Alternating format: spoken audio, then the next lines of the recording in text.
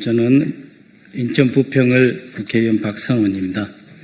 어제 이미 한번 기자회견을 한 바 있습니다. 윤석열 정권의 국정원이 이재명 대표 피습 사건을 조직적으로 축소, 은폐, 왜곡했습니다.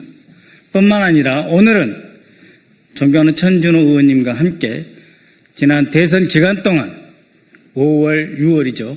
지난 대선 기간 동안 국정원이 이재명 대통령 후보에 대한 테러를 조장했다라고 하는 주장을 하기 위해 이 자리에 섰습니다.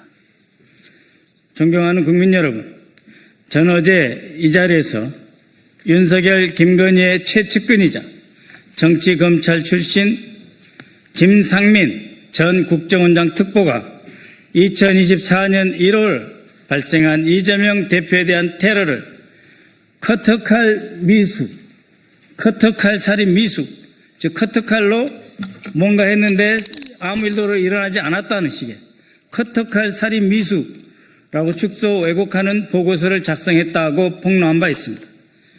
오늘은 이러한 보고서에 더해서 국가정보원이 총리실 대테러센터에 더 이상 이재명 대표에 대한 피습 사건을 테러로 확정할 수 없다는 최종 보고를 함으로써 대선 기간에 이재명 대표에게, 이재명 대통령 후보에게 그렇게 많이 쏟아지는 테러 첩보에도 불구하고 오히려 테러를 방치하고 조장했다라고 하는 주장을 하고자 합니다. 이 핵심 주장을 하기 위해서 오늘 천준호 의원님께서 함께해 주셨습니다. 그러면 준비된 보도자료를 읽기로 하겠습니다. 지금 보시다시피 김상민 특보의 보고서입니다. 이 해당 보고서는 국정원 대테러국장이 국정원의 정상적인 법률 자문 조직, 즉 기획조정실 법률처를 무시하고 김건희 압력으로 임명된 김상민 특보에게 법률 검토를 요청하여 작성된 것입니다. 김상민 특보는 윤석열 탄핵 인용 하루 전인 지난 4월 3일 법원이 적시한 범행 도구인 등산용 칼을 문구용 커터칼이라고 하는 등 상식 이하의 용어를 써가면서 당시 제1야당 대표가 목숨을 잃을 뻔했던 엄중한 사건의 의미를 축소하는 보고서를 작성하여 대테러국에 보냈습니다. 이재명 대표님을 찔렀던 흉기와 동일한 칼을 공개합니다. 바로 이 칼입니다. 공공방송과 국민들의 미풍양속을 해칠 가능성을 있기 때문에 일단 칼 집에 넣었습니다만 그 실체는 이렇습니다. 바로 이 칼입니다. 이 칼과 문구용 커터칼이 같습니까?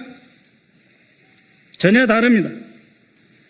이렇게 문구용 커터칼로 마치 이재명 대표를 헤아려 했으나 아무런 일도 벌어지지 않았다라는 식의 보고서를 작성을 한 것이 바로 김상민입니다. 이 칼날의 길이는 12.2cm로 말이 등산용 칼이지 이 칼의 이름은 스트롱아미, 강력한 육군이라는 뜻이죠. 입마 살상용으로서도 전혀 손색이 없는 무기입니다. 범인은 심지어 살상력을 더욱 높이기 위해 한쪽 면에만 서 있는 이 칼날의 반대편 부분을 갈아서 치명적으로 이재명 대표를 살해하기 위한 양날의 검으로 만들어서 실행에 옮겨서 이재명 당시 대표의 경정맥의 65%를 자르고 들어갔던 것입니다. 이 칼은 과거 박근혜 대표에 대한 테러 당시 사용된 것과 비슷한 문구용 커터칼입니다.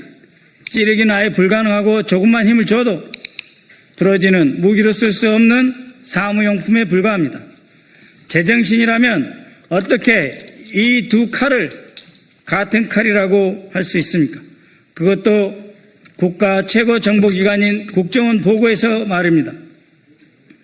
어제 밝힌 대로 이재명 대표에 대한 명백한 테러 사건을 테러로 지정하지 않기 위해 커터칼이다 라고 커터칼 미수로 왜곡 축소하도록 한 조태용 전 국정원장과 김상민 전 특보 그리고 국정원 전 테러국장에 대해서는 직권남용, 허위 공문서 작성 및 행사 그리고 정치관여 혐의로 고발할 예정입니다. 그때 사건 현장에 함께 있었던 천진호 의원님의 추가 보고입니다.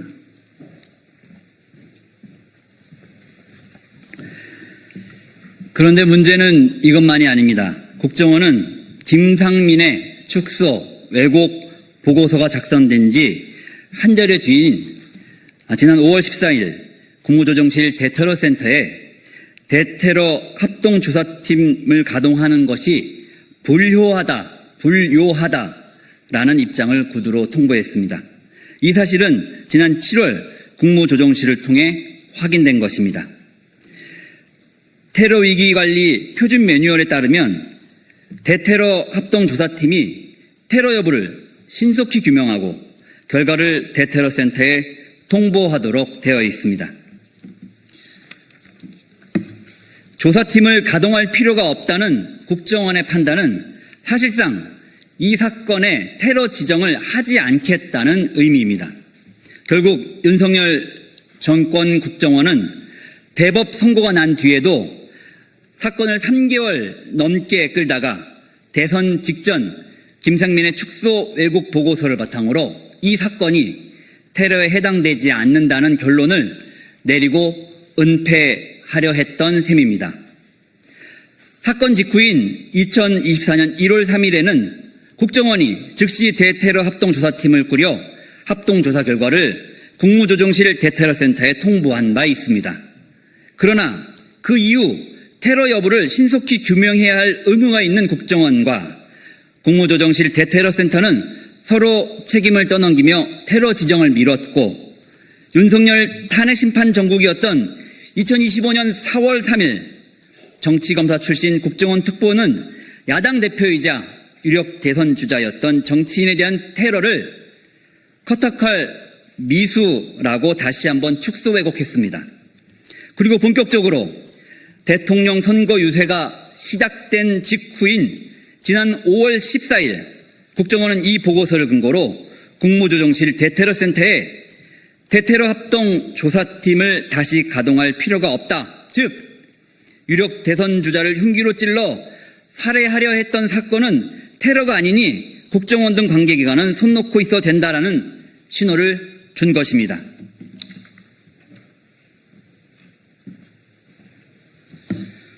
네, 이 때문이었을까요? 지난 대선 유세 직전부터 이재명 대통령 후보에 대한 테러 위협이 급증했고 그럼에도 불구하고 정치적 균형을 맞춘다면서 여야에 동일하게 파견된 경호팀만으로는 위협 대응이 불가능해서 저희 민주당은 자체적으로 경호 지원팀을 편성해서 대선이 끝날 때까지 한시도 긴장을 늦출 수가 없었습니다.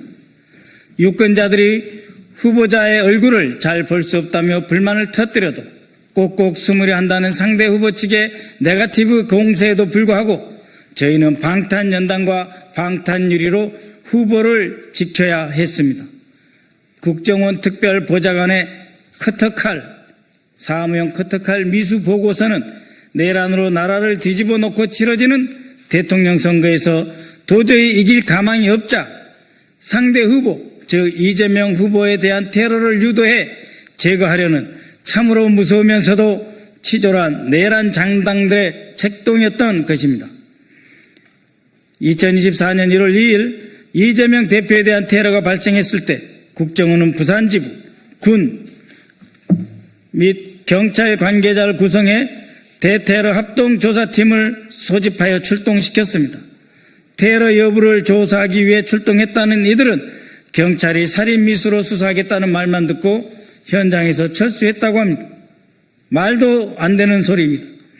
대테러 주무기관인 국가정보원이 설사 경찰에서 살인미수로 수사한다고 해도 전문성과 정보를 바탕으로 독립적으로 테러 해당 여부를 판단해야 한다는 국가정보원이, 그래서 테러 방지법이 그토록 필요하다고 했던 국정원이 경찰의 말만 듣고 스스로의 권한을 포기한 것이라고 하니 도대체 말이 되는 소리입니까?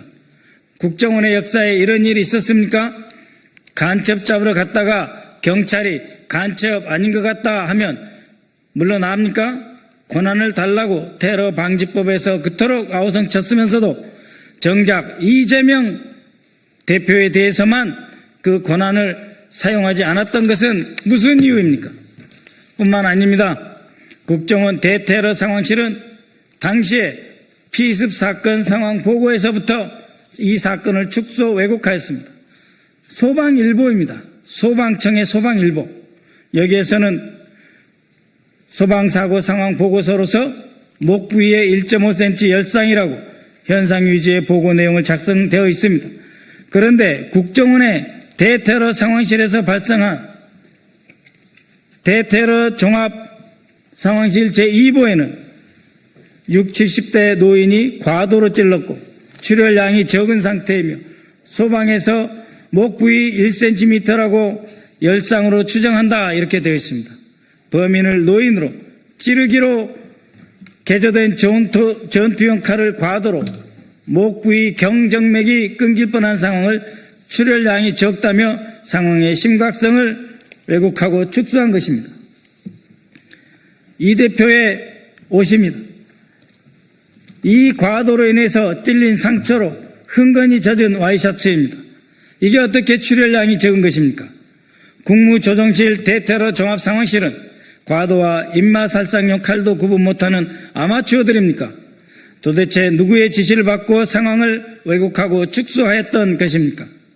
저희 민주당에서는 당시 사건을 의도적으로 축소했다고 총리실 공무원을 고발하자 윤석열 정부의 경찰은 대테러 상황실에서 전송한 문자는 경찰 상황팀이 작성한 문자 내용을 그대로 받아서 전송한 것이다 하며 무혐의 처분하였습니다.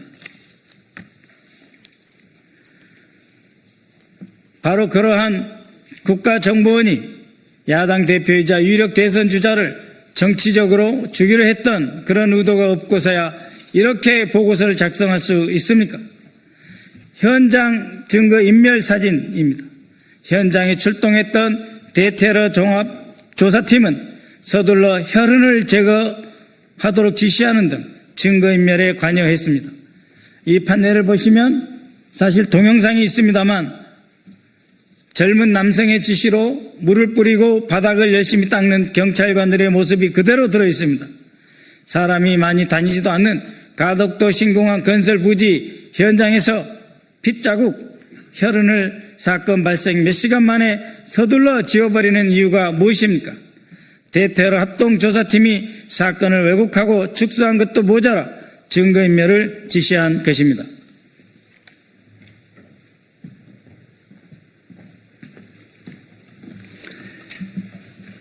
테러 사건의 현장에서 혈흔을 제거하는 경찰의 물청소는 당시 피습당했던 이재명 대표를 구급차에 실어 이송하기 시작한 지 15분 뒤의 일이었습니다. 무엇이 그리 급하고 무엇을 그렇게 빨리 감추고 지우고 싶었는지 다시 한번 묻지 않을 수 없습니다. 이번에 드러난 보고서와 테러 미지정 결론을 통해 윤석열 정권의 국정원이 이 사건 축소, 왜곡, 은폐 정황을 확인할 수 있었습니다. 그간 윤석열 정권 하에서 이 사건의 공범 및 배후에 대한 수사가 제대로 이루어졌는지도 신뢰할 수 없는 상황에 이르게 되었습니다. 테러범이 테러 전날 밤 가덕도 행정복지센터에 택시를 타고 간 이유가 무엇인지, 테러범을 그곳에서 숙소까지 데려다 준 사람은 이재명을 죽여야 대한민국이 산다고 말하는 손현보 목사의 구구종교시설 세계로 교회의 신도인데, 이 세계로 교회와의 연관성에 대해서는 충분히 수사되었는지 등 공본 및 배후에 대한 의혹이 해소되지 못했습니다. 이에 다음 세 가지를 요구합니다. 먼저 검찰과 경찰 등 수사기관은 공범 및 배후 의혹에 대한 수사 내용을 즉각 공개하십시오. 만약 제대로 수사가 이루어지지 못했다면 전면적인 재수사를 통해 국민적 의혹을 해소해 주시기 바랍니다. 또한 국정원은 이재명 대표 테러 사건의 축소 왜곡을 누가 지시했는지, 그 경위는 어떻게 되는지 자세한 진상을 조사해야 합니다. 그리고 이 테러 사건에 대한 전면 재조사를 즉시 진행시켜 주십시오. 끝으로 국무총리께도 요청드립니다. 국가테러대책위원장으로서 이재명 대표 암살미수 사건의 테러 해당 여부를 검토하고 대테러 합동조사팀을 다시 가동해 이 사건을 테러 사건으로 지정하기 위한 절차를 진행해 주십시오. 이 사건은 제1야당 대표의 집권 가능성을 막기 위해 철저히 계획된 정치 테러 사건입니다. 사건의 성격을 명확히 함으로써 정치 테러의 진상을 밝히고 재발 방지 대책을 마련할 수 있습니다. 이상의 3대 요구가 관철되고 사건의 진상이 명백히 규명되어 비극적인 정치 테러가 재발하지 않도록 끝까지 최선을 다하겠습니다. 감사합니다. 네, 간략히 한마디만 더 보태겠습니다. 대통령 선거 끝난 지 64일 되었습니다. 도대체 이런 나라가 어디 있습니까? 제1야당 대표로서 공권력에 의해 살해를 당하고 지난 4월 3일과 그리고 5월 14일 두 차례에 걸쳐서 국가정보원이 앞장서서 이 대표, 이재명 대표, 그리고 5월 14일 당시에는 무엇이었습니까? 이재명 민주당 대통령 후보에 대해서 대테러 합동조사팀이 활동을 할 필요가 없다라고 함으로써 그렇게 많이 쏟아지던 테러 위협으로부터 대통령 후보, 거의 대선 승리가 확실한 이재명 대통령 후보에 대해서 오히려 테러를 조장한 것 아닙니까? 그럼에도 불구하고 신정부가 출범한 지 64일이 되는 오늘에도 아무런 조치도 없다라고 하는 것은 어느 민주사회, 어느 문명국가에서 일어날 수 있는 일이란 말입니까? 경찰, 검찰, 국가정보원, 총리실 자성하시기 바랍니다. 이상입니다.